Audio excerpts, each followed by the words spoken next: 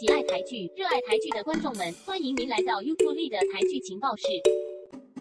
第5名，跟鲨鱼接吻第15集。虽然这一集的收视率创了新高，可是这或许是证实了观众喜欢看一些激烈的争产、公司里的大乱斗这些老梗而已。整一集都是用来让其郑恺羞辱易飞扬，抢钱、抢粮、抢娘、抢女人，务求让易飞扬一无所有。当然，在偶像剧里的方程式，女主角看到男主角落难，也一定会奋不顾身帮他。而男的基于所谓的自尊，硬是推搪一轮才答应。相比这些超老梗的桥段，另一边厢，温晶晶和汤小安他们的争斗才要来到高潮。平常在众人面前温驯的小安也终于要露出真面目，但老实说，汤小安在公司里根本没有什么亲信，在杜艾莎离开后更是孤身作战。反观温晶晶也有像 VP 这些忠心的下属，小安其实还没开始就已经输了。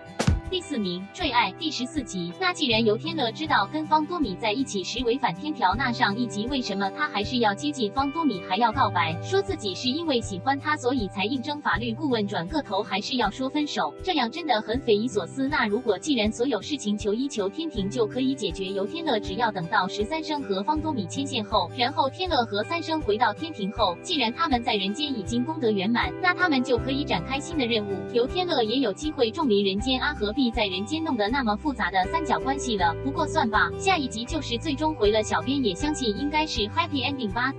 第3名，复活第7集。小编真的是由衷的羡慕程又宽，说什么我要保护你，所以我喜欢你，也不问别人感受就把毕克威从李耀清面前带走。小编也真的要好好学习程又宽的霸气。而毕克威和程又宽突然要问方艳华有关那辆什么 X8217 的资料，还是一件10几年前的事。尽管方艳华对这件事依然记忆犹新，但这也跟他的报应有关吗？难道方艳华不会对这些问题觉得奇怪吗？而徐兆德面对毕克威的逼问，他矢口否认，想要掩饰也很正常，但为什么是他女儿听到这样的话就突然晕眩？小编大胆假设，可能是徐明飞的姐姐撞到毕克威的车，而徐明飞当时也在车上，他姐姐可能因此吓疯了，然后就死掉了。而他爸爸为了要掩饰女儿的罪行，立马把车子拿去销毁了。但如果是这样，那跟程又宽的爸爸有没有什么关系了？这也要留待下一集才能解答。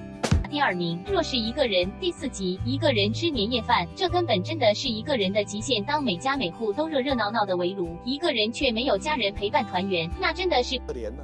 如果一个人去旅行过圣诞算是惨，那么一个人过年就真的是惨上加惨。谁敢比我惨呐？不过还好，虽然方嘉莹的家人在国外，还好在现在的年代还有视讯通话，而她的身旁除了闺蜜和朋友，还有一个默默付出、暗恋已久的博阿。只可惜有时候好朋友只是朋友，还是朋友，不能够占有。方嘉莹也许只是把这些好感当作是友情，但如果当友情越过爱情，那并不是每个人都能接受。就像渡边剧的16个夏天，5人帮里面，他们当友情和爱情掺杂在一起时，甚至大家连朋友都做不成哦。第1名，做工的人第1、2集。没有想过像这样探讨劳工的戏剧，也可以拍得那么的生动有趣。在日常生活中，我们总是会觉得那些做工的人处境真辛苦，受尽压迫，真的是可怜呢。在这部戏剧中，我们可以看到，他们也可以活得有尊严，也验证了什么叫做人穷志不穷。虽然在他们的眼中，所谓的志，可能说穿了就是发大财，但是他们拼了命工作、投资，甚至被骗。他们追求的不是钱、发大财那么简单，而是背后的那份心意。发大财就可以跟兄弟一起荣华富贵，发大财就可以让孩子找个有钱人，发大财可以让一家人安枕无忧。他们追求的不是我，是我们。这样的情操也真是难得。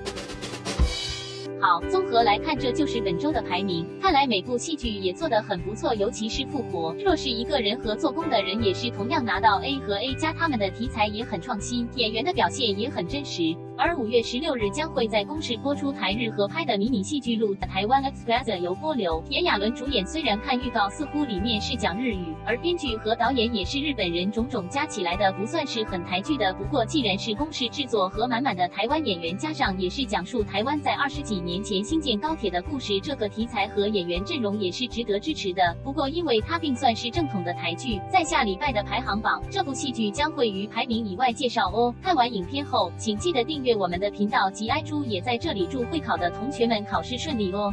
台剧情报室，我们下次见。